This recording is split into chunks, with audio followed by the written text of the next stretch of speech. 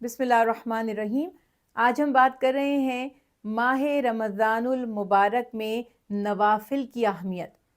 माह रमज़ानुल मुबारक में किस किस तरह इंसान अल्लाह को राज़ी करने के लिए इबादत पेश कर सकता है।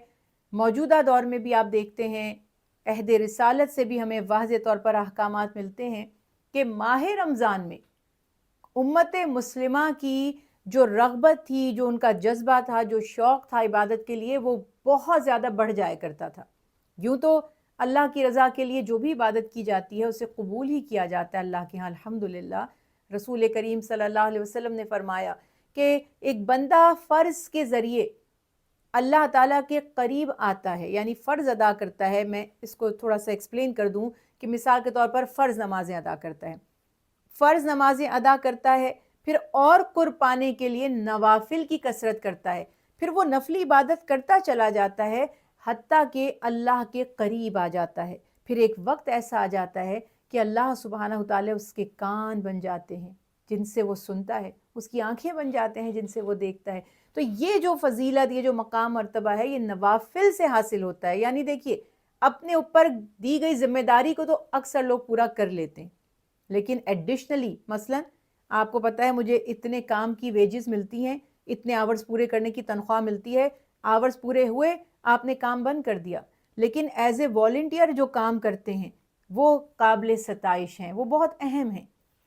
तो ये जो वॉलंटरली हम प्रेयर्स करते हैं, नवाफिल करते हैं, इसकी कसरत माह रमज़ान में हमें इसलिए नज़र आती है क्योंकि रसूल अल्लाह सल्लल्लाहु अलैहि वसल्लम ने जब माह रमज़ानुल मुबारक की फ़जीलत बयान की तो ये भी फरमाया कि इस माह में नवाफिल की अदायगी का अज्र व सवाब बढ़ाकर फ़र्ज़ की अदायगी के बराबर मिलता है।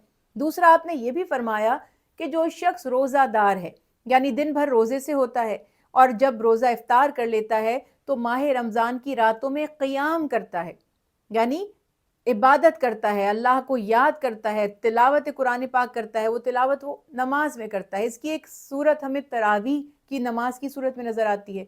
कुछ लोग सलातुत तरावी पढ़ते हैं, कुछ लोग रातों को उठकर इबादत करते हैं, कुछ तहज्जुद की बहुत पाबंदी माह रमज़ान मुबारक में करते हैं और वो आसान भी हो जाता है बहुत ज़्यादा कि आपने उठना ही होता है सहरी के लिए तो तहज्जुद की भी नमाज पढ़ लें।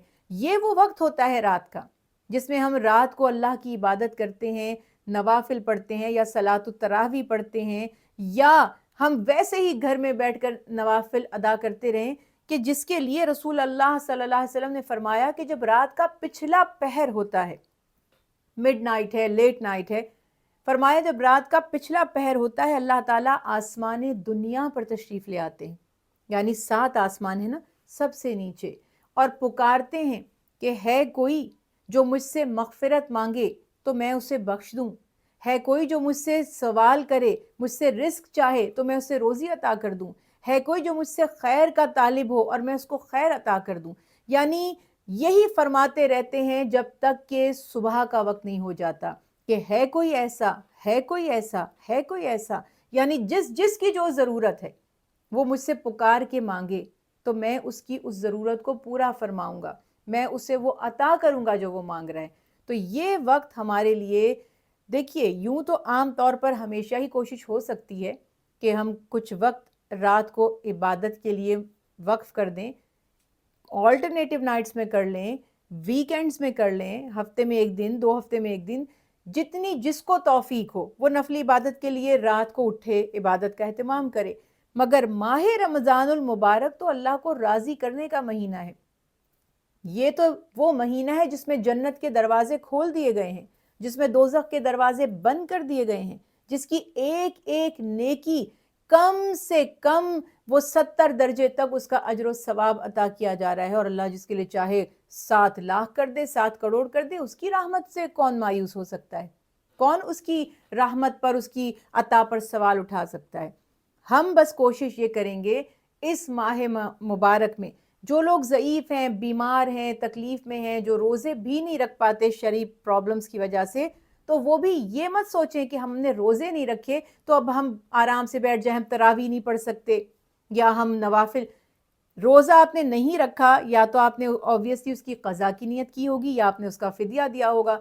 बाकी इबादत में जितनी अल्लाह तौफ़ीक दे कोताही मत करें। अल्लाह को राज़ी करने के लिए ہر ماہ رمضان کو یہی سمجھا کریں کہ نہ جانے اگلا رمضان ہمیں نصیب ہو یا نہ ہو. اللہ سب کو اپنی حفظ امان میں رکھیں، لیکن اللہ جانتے ہیں کہ کون کب رمضان المبارک کتنے روزے دیکھے گا اور کتنے ماہ گزارے گا. ہر رمضان کو اپنی مغفرت کا آخری موقع جان کر اگر ہم عبادت کریں گے تو دیکھیے کہ پھر اللہ تعالیٰ کو راضی کرنا انشاءاللہ ہمارے لیے آسان ہو جائے گا. اللہ تعالیٰ ہماری عبادات کو اپنی بارگاہ میں قبول فرمائیں. آمین.